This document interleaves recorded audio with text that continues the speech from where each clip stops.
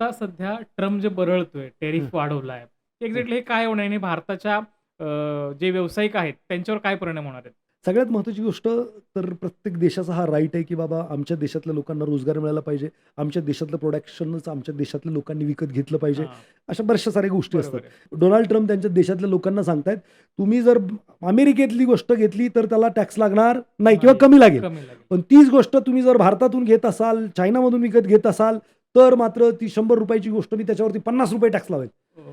अजून ॲडिशनल आणि मग तुम्हाला ती ॲडिशनल. ₹150 घ्यायला लागेल. तुम्ही इथलीच गोष्ट घ्या, टेरिफ. आता भारताचा काय परिणाम होऊ शकतो याचा? सगळ्यात महत्त्वाचं भारत आहे ना, डोमेस्टिक ड्रिव्हन इकॉनॉमी आहे. आपल्या भारतात 100 गोष्टी बनत असतील, तर 98 गोष्टी आपल्यालाच लागतात.